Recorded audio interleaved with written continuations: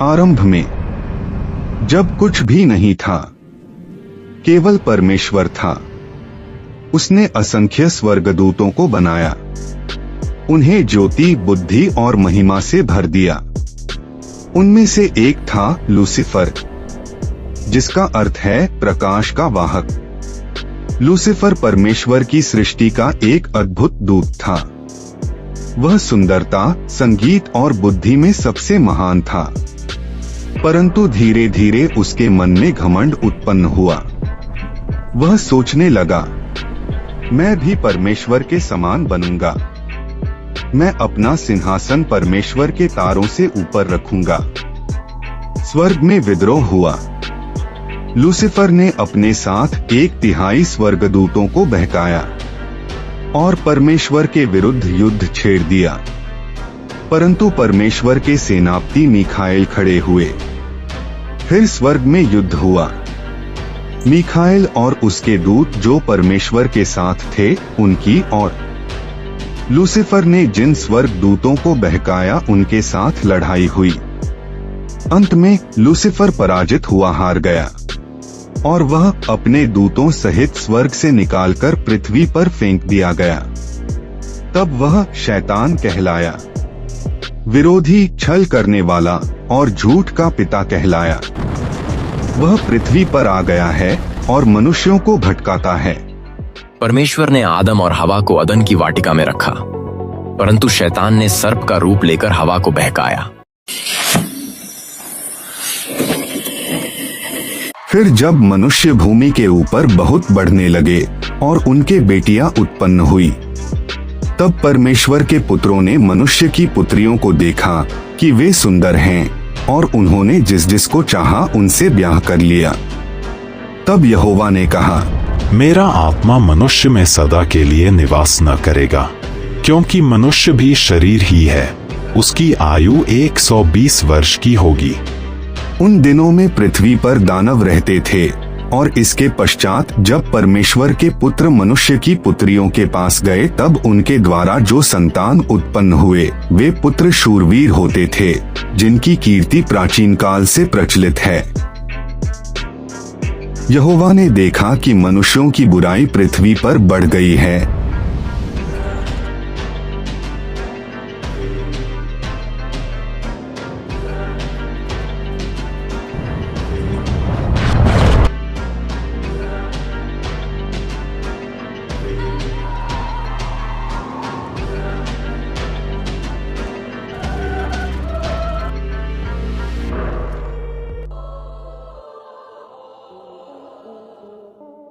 और उनके मन के विचार में जो कुछ उत्पन्न होता है, वह निरंतर बुरा ही होता है।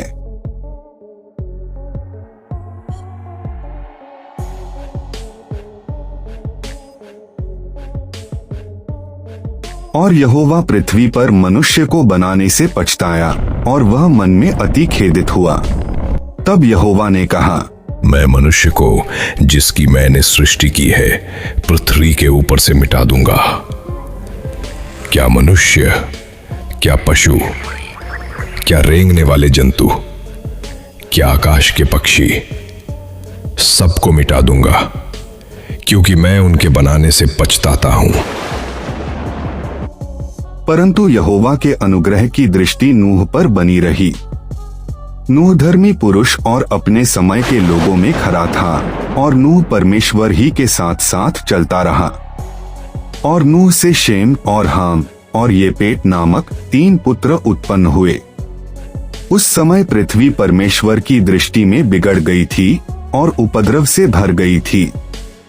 और परमेश्वर ने पृथ्वी पर जो दृष्टि की, तो क्या देखा कि वह बिगड़ी हुई है, क्योंकि सब प्राणियों ने पृथ्वी पर अपना अपना चाल चलन बिगाड़ लिया था।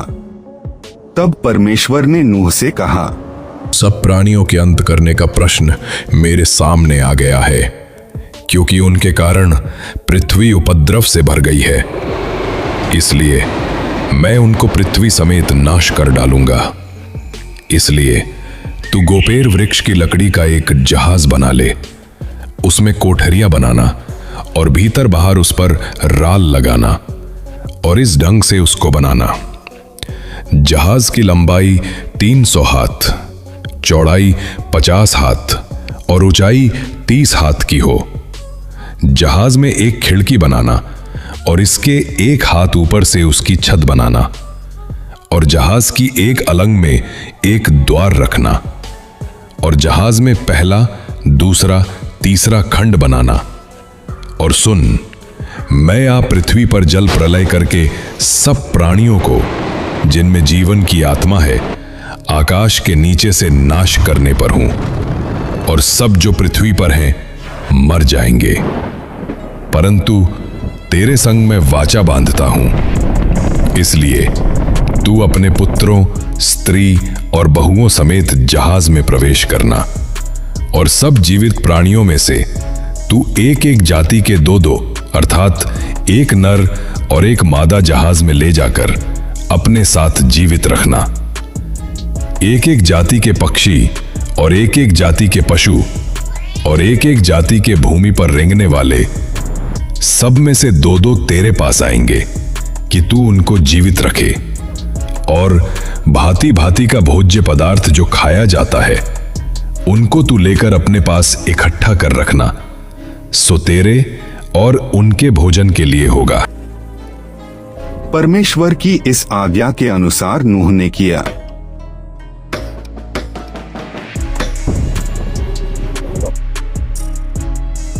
तब यहोवा ने नूह से कहा, तू अपने सारे घराने समेत जहाज में जा, क्योंकि मैंने इस समय के लोगों में से केवल तुझी को अपनी दृष्टि में धर्मी देखा है। सब जाति के शुद्ध पशुओं में से तो तू 7-7 अर्थात नर और मादा लेना, पर जो पशु शुद्ध नहीं है उनमें से 2-2 लेना अर्थात नर और मादा। और आकाश के पक्षियों में से भी 7-7 अर्थात नर और मादा लेना, कि उनका वंश बचकर सारी पृथ्वी के ऊपर बना रहे। क्योंकि अब 7 दिन और बीतने पर मैं पृथ्वी पर 40 दिन और 40 रात तक जल बरसाता रहूंगा। जितनी वस्तुएं मैंने बनाई हैं सबको भूमि के ऊपर से मिटा दूंगा।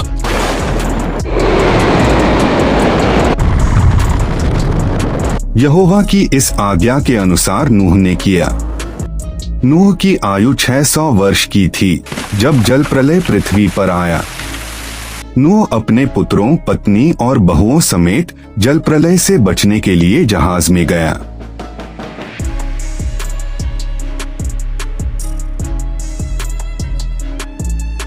शुद्ध और अशुद्ध दोनों प्रकार के पशुओं में से, पक्षियों और भूमि पर रेंगने वालों में से भी 2-2 अर्थात नर और मादा जहाज में नूह के पास गए, जिस प्रकार परमेश्वर ने नूह को आज्ञा दी थी। 7 दिन के उपरांत प्रलय का जल पृथ्वी पर आने लगा,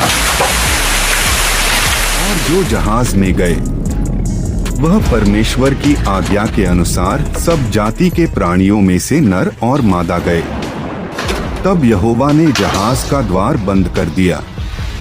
जब नूह की आयु के 600वें वर्ष के दूसरे महीने का 17वां दिन आया, उसी दिन बड़े गहरे समुद्र के सब सोते फूट निकले और आकाश के झरोखे खुल गए। और वर्षा 40 दिन और 40 रात निरंतर पृथ्वी पर होती रही। पृथ्वी पर 40 दिन तक जल प्रलय होता रहा और पानी बहुत बढ़ता ही गया, जिससे जहाज ऊपर को उठने लगा और वह पृथ्वी पर से ऊंचा उठ गया।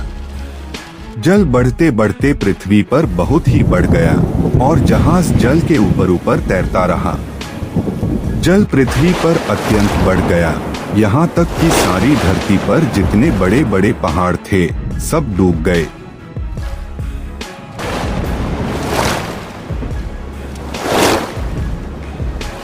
और पृथ्वी पर सब चलने वाले प्राणी और जितने जंतु पृथ्वी में बहुतायत से भर गए थे, वे सब और सब मनुष्य मर गए।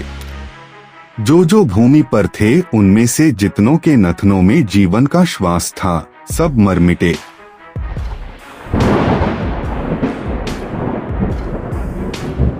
केवल नूह और जितने उसके संग जहाज में थे वे ही बच गए।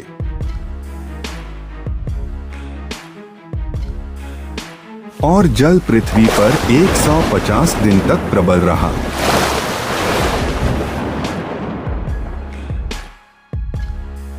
परमेश्वर ने नूह और जितने जंगली पशु और घरेलू पशु उसके संग जहाज में थे उन सभी की सुधि ली, और परमेश्वर ने पृथ्वी पर पवन बहाई और जल घटने लगा। गहरे समुद्र के सोते और आकाश के झरोखे बंद हो गए, और उससे जो वर्षा होती थी वह भी थम गई। और 150 दिन के पश्चात जल पृथ्वी पर से लगातार घटने लगा। 7वें महीने के 17वें दिन को जहाज अरारात नामक पहाड़ पर टिक गया, और जल 10वें महीने तक घटता चला गया, और 10वें महीने के पहले दिन को पहाड़ों की चोटियां दिखाई दी। फिर ऐसा हुआ कि 40 दिन के पश्चात नूह ने अपने बनाए हुए जहाज की खिड़की को खोलकर एक कौआ उड़ा दिया। जब तक जल पृथ्वी पर से सूख न गया तब तक कौआ इधर उधर फिरता रहा। फिर उसने अपने पास से एक कबूतरी को भी उड़ा दिया कि देखे कि जल भूमि से घट गया कि नहीं। उस कबूतरी को अपने पैर टेकने के लिए कोई आधार न मिला, तो वह उसके पास जहाज में लौट आई, क्योंकि सारी पृथ्वी के ऊपर जल ही जल छाया था। तब उसने हाथ बढ़ाकर उसे अपने पास जहाज में ले लिया। तब और 7 दिन तक ठहरकर उसने उसी कबूतरी को जहाज में से फिर उड़ा दिया। और कबूतरी सांझ के समय उसके पास आ गई, तो क्या देखा कि उसकी चोंच में जैतून का एक नया पत्ता है। इससे नूह ने जान लिया कि जल पृथ्वी पर घट गया है। फिर उसने 7 दिन और ठहरकर उसी कबूतरी को उड़ा दिया, और वह उसके पास फिर कभी लौटकर न आई। नूह की आयु के 601 वर्ष के पहले महीने के पहले दिन जल पृथ्वी पर से सूख गया। तब नूह ने जहाज की छत खोलकर क्या देखा कि धरती सूख गई है, और दूसरे महीने के 27वें दिन को पृथ्वी पूरी रीति से सूख गई।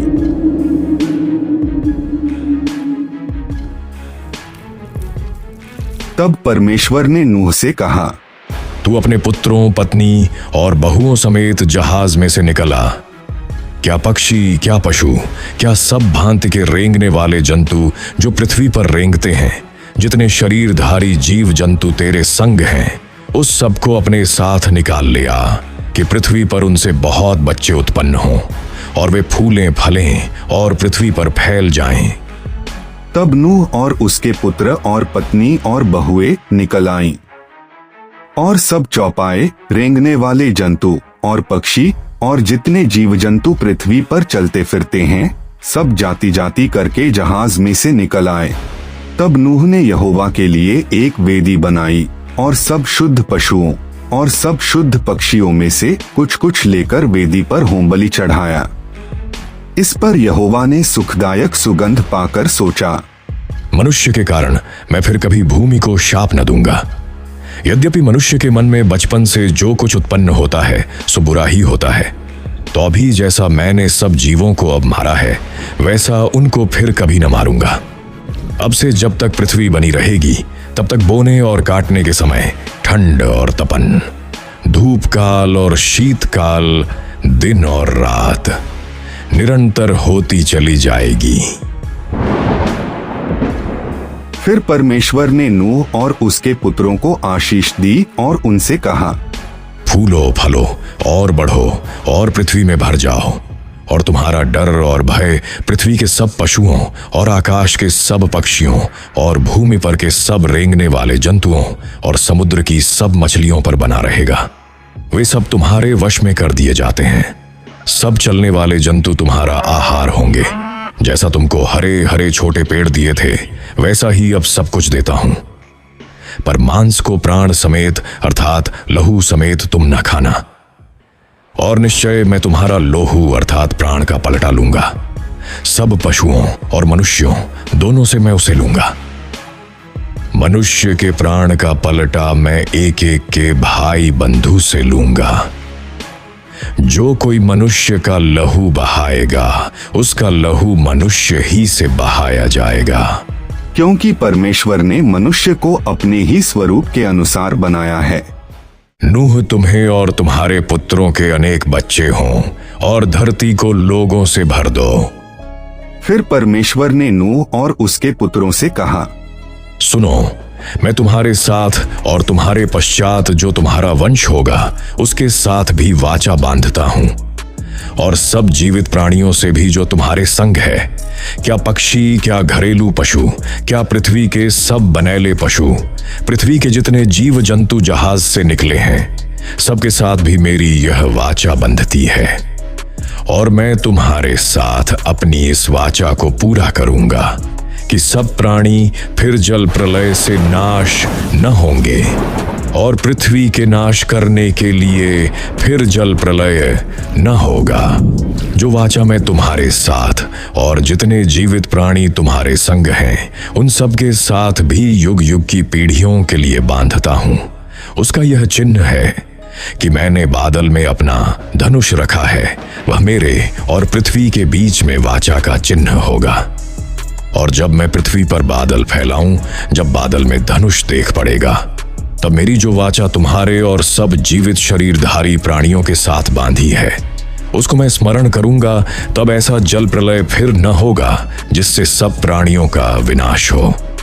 बादल में जो धनुष होगा, मैं उसे देख के यह सदा की वाचा स्मरण करूंगा जो परमेश्वर के और पृथ्वी पर के सब जीवित शरीरधारी प्राणियों के बीच बंधी है। जो वाचा मैंने पृथ्वी भर के सब प्राणियों के साथ बांधी है उसका चिन्ह यही है।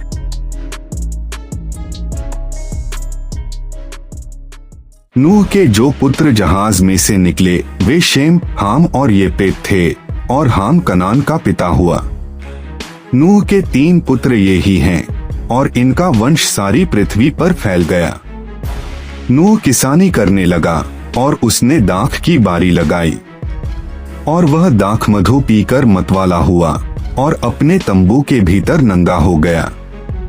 तब कनान के पिता हाम ने अपने पिता को नंगा देखा और बाहर आकर अपने दोनों भाइयों को बता दिया।